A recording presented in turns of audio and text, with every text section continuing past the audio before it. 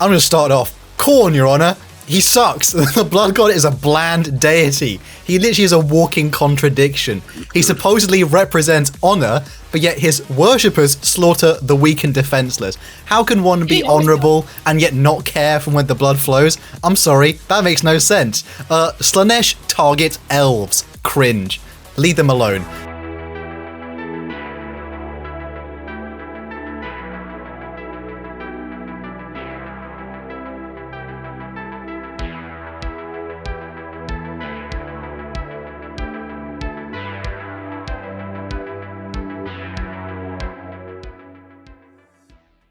Hello everyone, and welcome to another episode of the Versus series on Lorecrimes. Today, I'm proud to announce the return of the one and only Deadlifts from the Dark Gods. He's finally done being cringe on his honeymoon. We're happy to have him back. And less fortunately, it is now Andy's turn to take vacation. He is what you call a workaholic. So the Remembrancer will not be hindered this episode, but that's okay because it's Versus. It's a 2v2, and since I'm once again not outnumbered 2 or 3 to 1, I'm much more confident filling this episode with Eldar and VTubers. So welcome everyone. Oh God. Welcome to hell. I have the perfect meme prepared just for that moment. I didn't realize I might lose on the meme side of this. Oh God. It's only one meme I saw today. Eli's got the memes locked down, Hal. If I can say anything going into this, I would be wary of Eli. But I will not be partaking in this Versus. After the last two, I've brutalized Hal and Eli. It was a resounding Colin victory. I said Eli, Hal and Andy. Eli has not been here yet. I goofed already. So it will be my turn to judge. And Hal will be taking the corner in the blue corner, the Chaos Gods, the ruinous powers. I'm Lovecraftian gods. No. Oh my God, It's not going well. This is what happens when Andy is gone. Hal will be. Let me restart. Eli will be defending the ruinous powers, the Chaos Gods, the Great Four. I hope to hear a little bit of the Horned Rat, but I'm not getting my fingers crossed over it. And Hal, as he said, because I completely flubbed who is who, will be defending in the red corner the Lovecraftian gods. Hashut, CTHULHU, Shub, you can't say that word. Yeah, I'm gonna have to skirt around that. And perhaps most devastatingly of all, Mr. H.P. Lovecraft's cat. I was gonna. No, I had that joke already. He said it. Oh God. And how about we'll start with Eli, since you're defending the Warhammer side of things, and this is a Warhammer channel. Why don't you go first? How do you feel about today's argument? I feel pretty good. Like you said, this is a Warhammer channel. We're not going to let no other universes in on this stuff. There's no way we're going to lose to that, right? So, Talos. Chaos Bros, stay winning. I do. I love Talos. What? Talos won last time, so. I do support Eli's fervor. However, I have so far only been the non-Warhammer side. So I support the fervor, but I can't support the substance. That being said, I'm always angry when I'm thinking about chaos, and I'm hoping, Eli, you'll bring that energy to the table. Alright, sounds good, buddy. Hell yeah.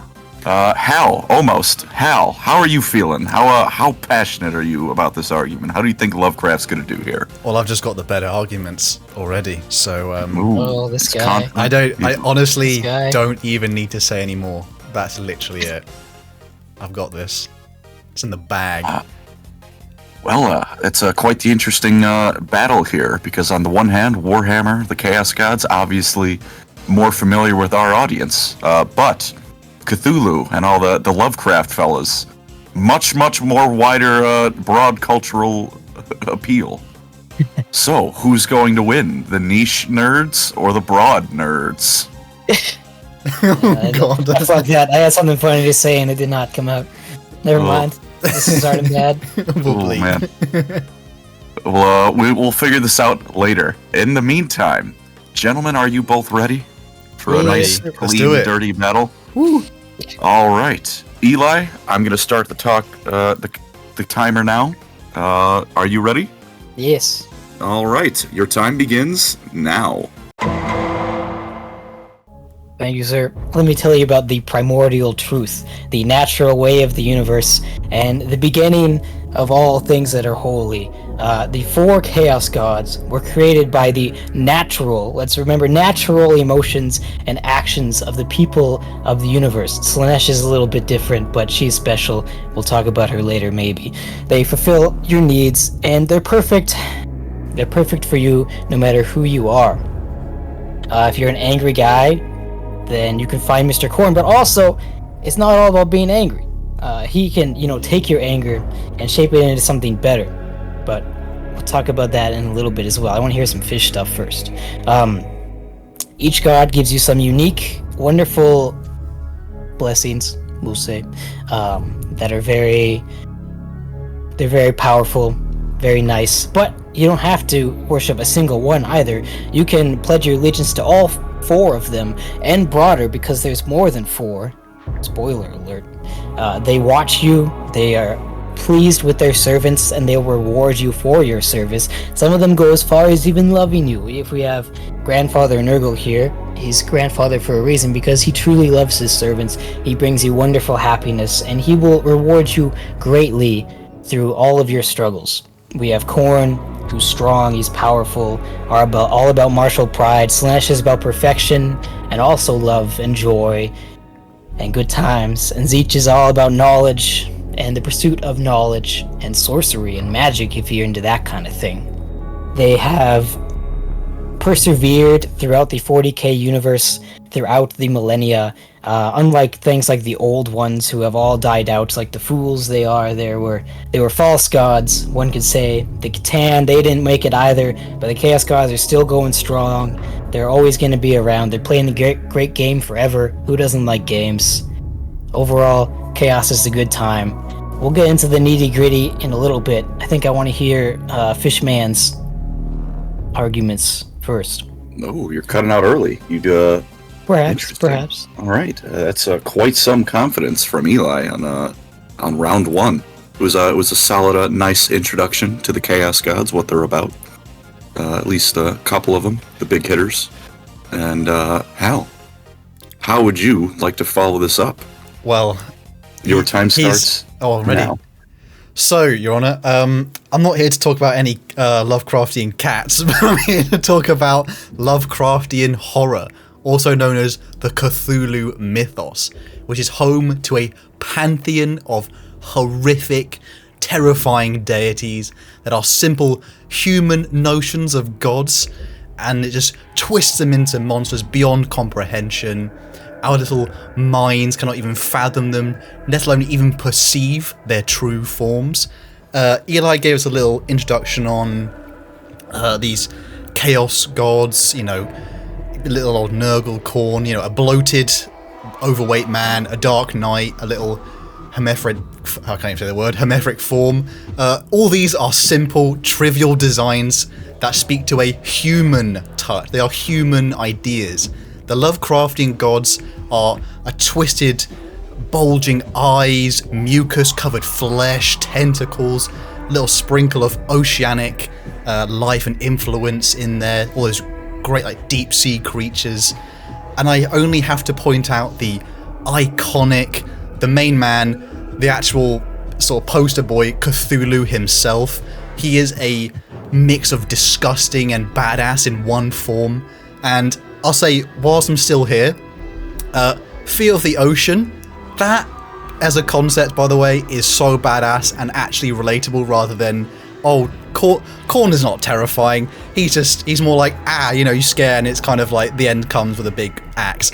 The actual ocean, I bet everyone here is terrified of the ocean, sitting helplessly there. That is essentially the feeling of these Lovecraftian gods. The Lovecraftian mythos, these old gods have existed long before humanity, long before we were even primordial soup, and will continue to live long after our species has faded from memory. And the fact that they also do not even care about humans. The Chaos Gods want to corrupt us, they need us. The Lovecraftian gods, they don't even at times acknowledge humanity because they are literally a speck in the existence and the timeline of the Lovecraftian universe. To even come in contact with these deities, you will never leave unscathed. The Chaos Gods can be fought, held at bay, for 10,000 years Acadia, held at bay, and if I remember actually, isn't Slaanesh imprisoned within the Age of Sigmar setting? Is that right, Colin? This is Warhammer, Yeah, well... I object. No, Slaanesh, a god got imprisoned. That sucks. I'm afraid it is just a Warhammer argument. It is still valid. And so, God, how powerful are they? The Lovecraftian deities can only be survived for a time, as madness will come for you in the end. You will never get past them unscathed. All you can do is pray that you do not gain their simple attention. Otherwise you are screwed. Your Honor, I speak of Yog-Sothoth. The mass of glowing orbs, eyes and tendrils is an omniscient god, meaning it can see all of time and space at once, and there's also no secret, no knowledge hidden from it. Yog-Sothoth is the gate, the pathway to all knowledge in the universe. It knows whatever will be, whatever has been. He is what Tzeentch wishes he could be, and for he knows absolutely everything, even Colin's favourite VTubers, may I point out. Slightly difficult to say. Pretty sleepy. This one is called Shub. I can't quite say the name because YouTube, Your Honor. This is an enormous mass of extruding black tentacles, slime dripping mouths. It has short, writhing goat legs. It's actually terrifying rather than just whatever Nurgle or Khorne is meant to look like. This is what Slaanesh wishes it could be. A goddess of fertility that puts she who thirsts in her place with an actual form that is terrifying rather than just being like, oh, it's slightly humanoid, or trying to impersonate the superior race, the Eldar. Yes, we're being biased. Small creatures are continuously spat forth from this horrific thing, and monsters flood the universe, not the warp, the actual universe. Your Honor, God, I'm running out of time. Your Honor, I speak of Nyarlathotep, 1 minute. the crawling chaos. He is the greatest manipulator the universe can ever see. He has no true form, and he only allows humanity to continue to exist because he finds it as an interesting playground. He is basically what Tzeentch wishes it could be, and is in fact, Tzeentch is a rip-off of Nyarlathotep, who is the superior deity, because he can actually win rather than just being like, oh, I got fooled, or it's some better plan in the end. Your Honor, I also speak of Hastur, the King in Yellow. Yes, a creature that's so iconic, its imagery still influences modern 40k with good old Constantine Valdor. He is a torturer of the mind, invading dreams. He is a master of his own dimension, Carcosa. And I will finish on the fact that Lovecraftian gods are actually terrifying. And you would, even in your own mind, your dreams, you're not free from them. The Chaos Gods have to find some way to get to you. The Lovecraftian gods are there no matter what you do, and I'll leave it there. All right, just about 6 minutes on the dot. Hell yeah. Nice. So Hal had definitely quite the argument to bring up. He used his full time allotted. I imagine there could have been more coming, but I'm afraid 6 minutes. I've got more. I'm not shocked to hear it. But that being said, there's something to be said for the quiet confidence of Eli's brevity in his section. I'll say, does Eli? Do you want more time on the next section? I don't mind you donating. We'll see how long it takes to get through. Since he graciously used his time briefly, we will see. If you run a little bit long, we can extend it just a bit as you go. No problem. So one question. I'll just do a broad question. Both of you can answer. Eli, I'll have you go first since you went first. What is the broad appeal of the Chaos Gods? And what I mean by that is how easy, I guess, for lack of a better word, is it for their cults to form, right? Like, I know cults are a very strong running theme of each of these powers. How easy is it to Chaos Gods for them to get a sort of a foothold in the mortal realm in such a way, and just other general meanings? How easy, I guess a better way to put it is, how easy is it for the Chaos Gods to interact with the material world? Very, very easy, very easy. All you need is one little gateway to the human mind and soul, and bam, there you go. They could also have their emissaries of demons. They appeal to so much of the human psyche and fit all the niches and roles that somebody would need. It's hard to not want to turn to the Chaos Gods in the universe of Warhammer 40,000, because they're just the perfect answer to so many issues, and you don't go insane the moment that you start worshiping them either, which is a plus, I'd say, and you get actual benefits. You know, they have dental and healthcare and time off and vacation days. Interesting. Hal, how about yourself? How easy is it for the Lovecraftian gods to get a foothold on the in the material world? I know from preconceived biases, I will admit, I feel like it is a little bit easier for the Warhammer Chaos Gods to get their grubby little claws into the foothold, but that could very much just be I've read much more Warhammer than I have Lovecraftian lore. So, Hal, how easily can they get in? Well, Your Honor, the Lovecraftian deities are not even locked away. He said you need a gate. The Lovecraftian deities don't even need a gate because they are actually in the material universe. They are humans are alongside them, shall I say.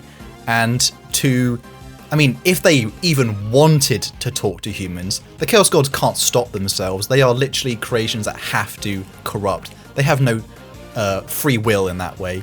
If the Lovecraftian deities wanted to talk to humans, all they have to do is simply invade their mind and their dreams. Many of them they don't even have to look at them or be near them. They could just will it to be, and they could have the humans under their control. They only like to form cults, even though the smaller ones do like to form cults through some effort. The larger ones don't even have to. They can literally just will it into being.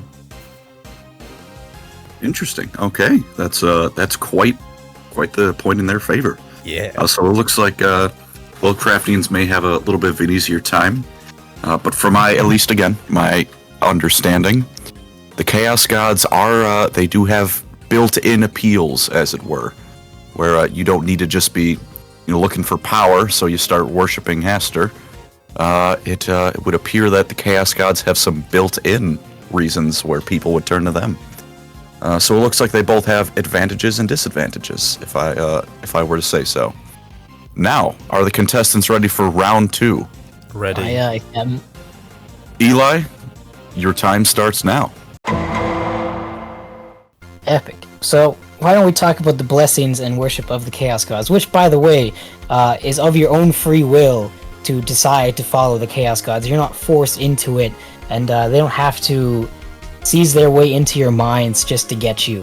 So let's start with Slaanesh. She is the goddess or god of pleasure and accomplishment. She brings you upon the journey of perfection, of arts and beauty, attention to details. If you're an artist and you're looking for some more skill, just, head over to Slaanesh and she'll hit you up. If you like VTubers, Slaanesh will give you all the VTubers you could ever want to. You can even be a VTuber. Slaanesh will help you get there. She helps you be who you want to be and to pursue whatever you want perfectly in a beautiful, incredible aspect. For Tzeentch, he's the lord of knowledge and power and sorcery and future seeing. If you want to change the future a little bit, you don't like a cataclysmic event that might happen to your planet, you can see that, you can get rid of it, everyone will be happy. Thanks, Tzeentch. He'll also give you knowledge if you want to, learn about all your favorite animes and VTubers and whatnot. You'll have everything you could ever dream of to be with those wacky individuals. You can have power in government if you want to take over and rule your planet. Tzeentch is your guy. He'll get you there through political intrigue and genius. He can get you to some cool, wacky spells that could maybe even heal some plagues that are going on. There's some Tzeentch and Nurgle overlap there. Yeah, I think Tzeentch is pretty cool. He's a changer of ways. Change is inevitable, and Tzeentch embodies that. And, if you have a problem with change, you can hit up Tzeentch, and he'll help you go with the ebb and flow of time and change. Nurgle is a representation of the beautiful way of life. There's nothing more natural than Mr. Nurgle himself, representing the life cycle of...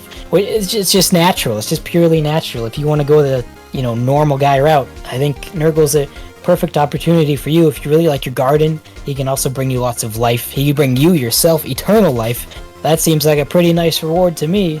Eternal life and bliss in this eternal life. You're always happy. You always feel good. You'll never come down with bad disease. You'll never feel pain. He takes all the pain and hardships away, and he loves you. He's Grandfather Nurgle. I don't know if any other gods in any other fictional universe can quite love you as much as Mr. Nurgle. He also brings you a very nice sense of duty and a purpose in life to spread his plagues and his word throughout the galaxy. You never have to have any existential dread of not knowing what to do. Nurgle's there for you. And then we have Khorne, finally. If you want strength, if you want to be a good athlete, just hit up Khorne. He'll make you a good warrior. He'll give you tons of muscles, tons of athletic technique, and honor and courage. You defend the weak if you're one of Khorne's. You get great physical might, the warlord, and push the injustices of your world. Khorne's awesome. And you have some minor guys like Hashut and the Great Horned Rat and Malice.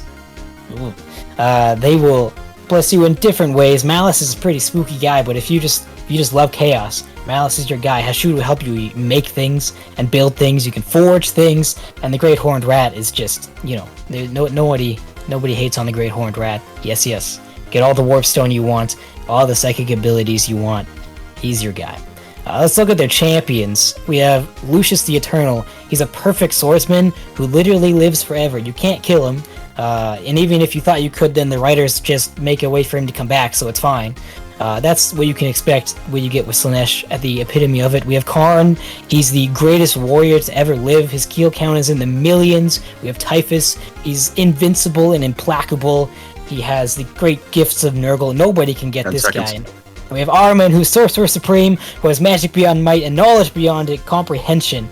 The Chaos Gods really like you, and they're appealing, and they're not going to force you to worship them. You'll just come to it yourself, and you don't have to be crazy to do it.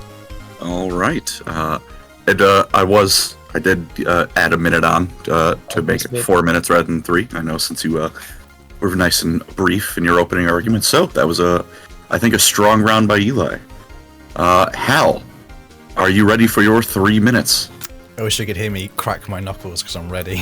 All right, your time starts now. Just going to get over the small point of being forced to do it. People willingly go to the Lovecraftian gods because you do get boons. I should have said that earlier. You get magic, you get immortality, things like that.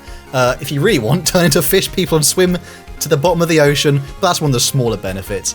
But, Your Honor, I have come to speak of the Lovecraftian deities as these ancient creatures that barely even acknowledge humanity.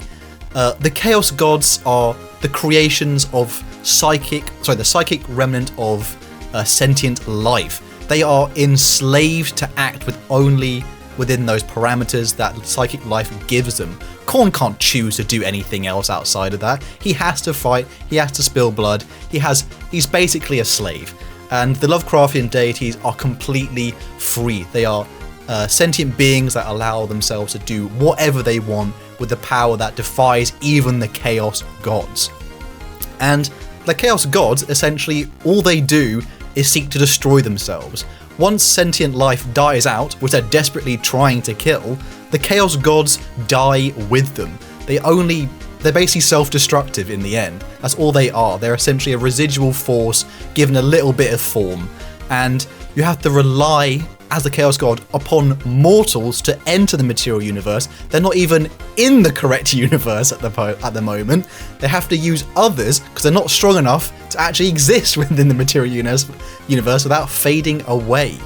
And Lovecraftian deity's power has no such limitations, and they would literally, as I say, a bit of a cheap shot, but they would literally obliterate the Chaos Gods if it came down to a fight. I think Angron, with the power of Khorne with him, managed to destroy one planet with a swing. The Lovecraftian deities don't even necessarily have to move a finger to have the exact same effect. They literally just don't care to do it because they have no reason to interact with ants like us. And I will speak of my last ace card here. I speak of Azathoth. He is a deity whose form could not even be described because it does not fit within the confines of human language. It's so far beyond what Khorne, Tzeentch, or Slaanesh could ever imagine. The entire universe is simply a dream of Azathoth. And if he wanted to wipe out the Chaos Gods, he could simply do it by waking up.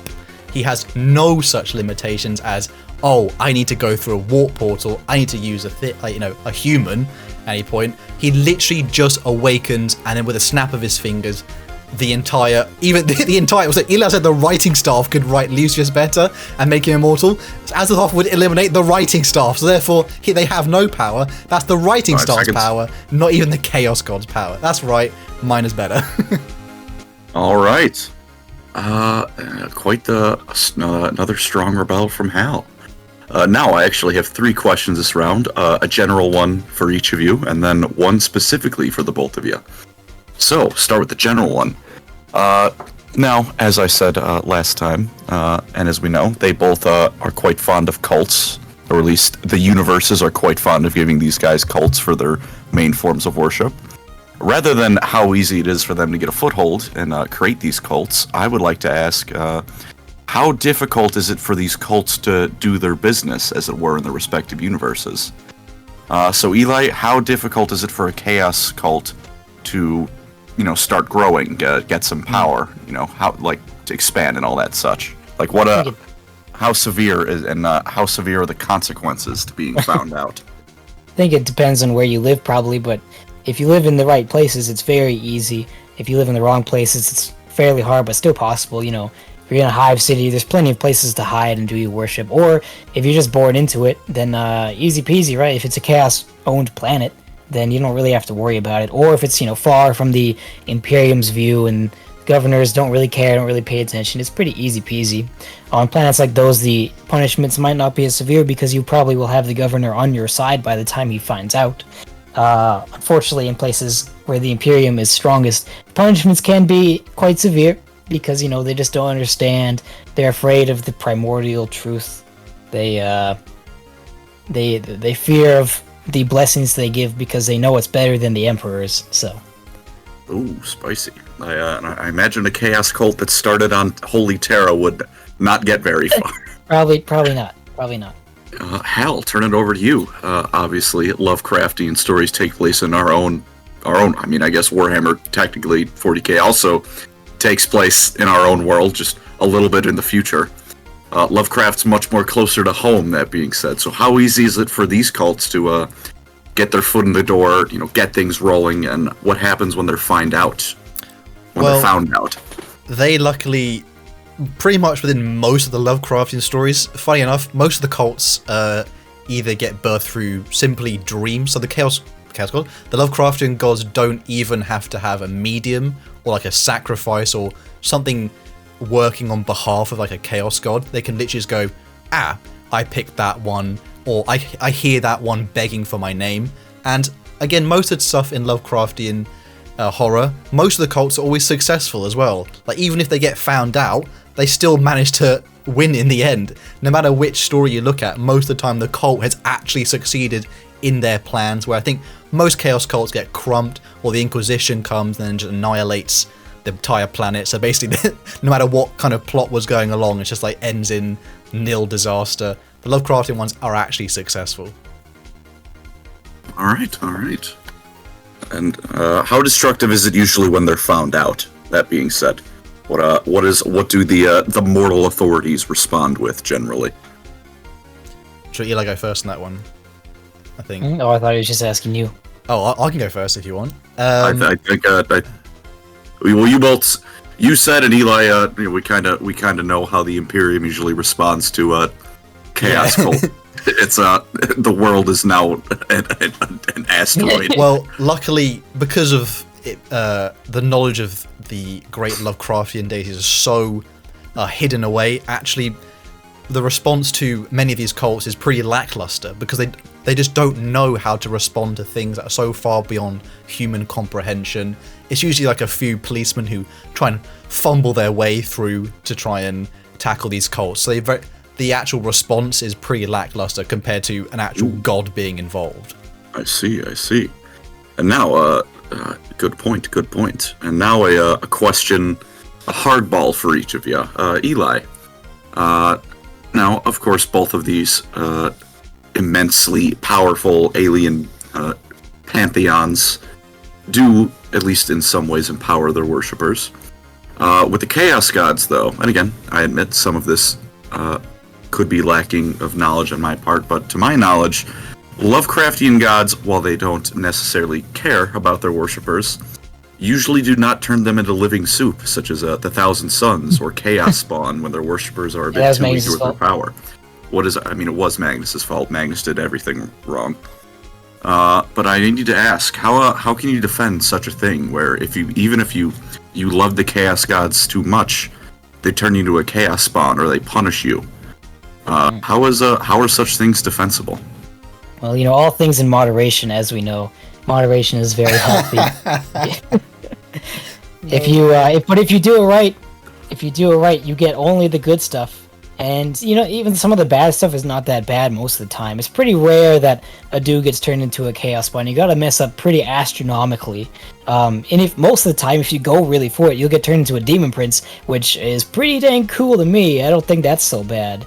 If you mess up with Zinch, you might get a few extra tentacles, but come on. What's wrong with that? You have more limbs now to do more stuff. I don't see a big deal in that. Slash might make you a little obsessed, but it's not always a bad thing to be obsessed. You'll get really good at something if you're obsessed with it. And Nurgle has no downsides. Other people might think you're ugly and gross looking, but you're happy. You don't see what they see. You know in the inside that you're a happy guy and that you're beautiful to Nurgle himself, and you're pretty safe. I see. Thank you, Eli. It was a nice, good answer. Hal, your hardball will be, if I were to list off all of the Lovecraftian deities on the YouTube video, how quickly would I be canceled, and how does this affect the larger scope of the lore? That's actually a very good point, to be fair. Well, funny enough, there's only probably one name that would probably slightly get you in trouble, but that has no bearing on the actual power of the Lovecraftian deities, and in fact, these are just simply the human names we assign them, because again, we don't even necessarily possess the capability to say their true name or to utter it in their alien tongue. So technically, it's not really their fault, it's actually YouTube's fault and humanity's fault, because we're just so weak. And racist. Yes, and racist. They don't care about they don't care about race because everyone is just other to them. H.P. Lovecraft, no. Don't name the cat girl. No, not the cat girl. Not the cat, leave the cat. So that is some good points from everyone. Eli, I do like how you managed to sort of put an actually pretty good defense on the whole chaos spawning your soul thing. And Hal, I do like how you pointed out that, again, they're so alien that what we call them is simply not even their true names. It's just the closest we can come to comprehending that. That being said, it is still something you need to keep in mind with the respective pantheons. The Chaos Gods can, at their whim, harshly punish you. And with the Lovecraftian universe, it's very racist. Yes, that doesn't help. But it's not their fault. It's their it would appear that both of these deities have some pretty significant built-in weaknesses. Yes. Are you both ready for the salt round? I don't want to hear nice argument. I want to hear just insults being thrown back and forth. Is everyone ready? I'm ready. Eli, I can. Hal, I want you to imagine that if you don't bring out all of the vitriol you have, the sleeping god will wake and everything will just simply blue screen and end. Well, I'm not gonna bring up the spirit of H.P. Lovecraft, if you know what I mean. But I will. No, well, of course. I just want to say I want some vitriol going. And Eli, I want you to imagine that Endless Space 2 has just desynced for the 5th time that night. Oh no! Oh my gosh! You're gonna have to kill Hal. Why would you do that? I'm booking a plane ticket right now. Are the contestants ready?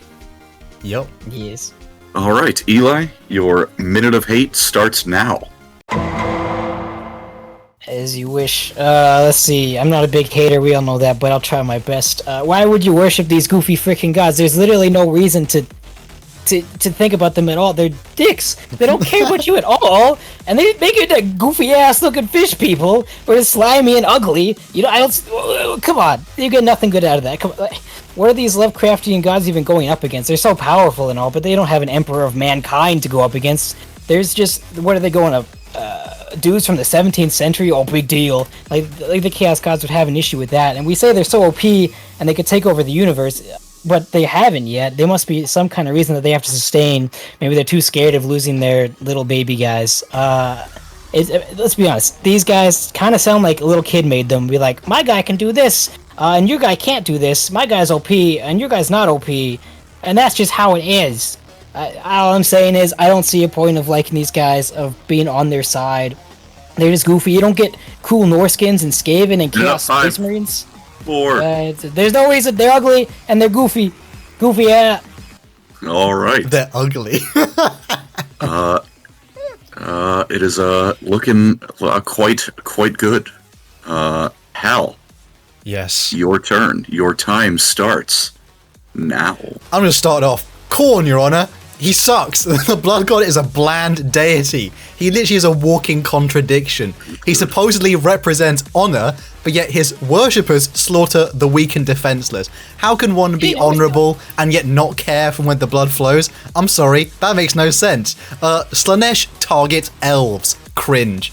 Leave them alone. Tzeentch, the changer of ways, supposedly can see the future, and yet at times he loses on purpose because he just has to for some reason. You said why the Lovecraftian gods not taken over? They already have. There's no one to fight because they already won. There's nothing to challenge them. The Chaos Gods, even altogether, still couldn't beat humanity during the Horus Heresy. They had to have a puppet like Horus, who still couldn't beat the Emperor. Yeah, the Emperor actually won and beat all their armies. Cadian took 10,000 years to get conquered. All the forces of chaos, and it's like one thing. And basically, they're all rip-offs of the Lovecraftian gods anyway. 4. They're pretty much all rip-offs. 2. All right.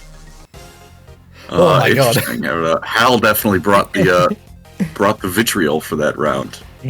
I had better things to rip apart, Your Honor. Interesting.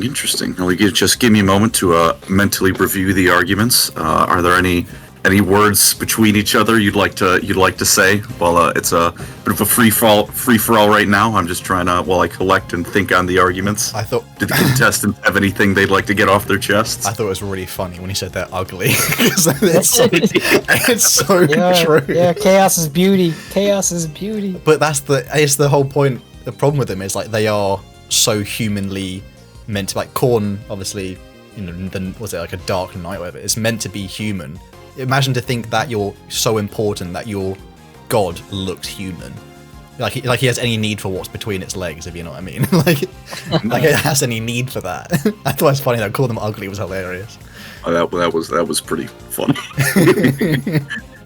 You're ugly. I want to kill you. Give me $200. Yeah. Oh. Also, the Great Horned Rat. Don't even call him a chaos god. He's better than the Pantheon. Oh, he's better than them. He doesn't deserve to be sullied with the rest of like Khorne there. You saved it. Khorne was cool until the writers messed it up. He wasn't always contradictory, I'm pretty sure. Yeah, but we don't have just a GW writer moment. We don't have a Khorne though. We have all of them have something interesting about Lovecraftian. All right. I believe my mental calculations are completed. With round 1, Eli gave us a nice little quick summary of what they are, and went over the big corn man, the big Nurgle man. Good stuff, and it was very quick. The brevity was quite nice, and it was a nice quiet confidence. Pardon me, I'm having a nice Dr. Pepper, the best soda ever. We all know Warhammer stuff anyway. We know our Warhammer. If you're watching this, it was a nice succinct introduction.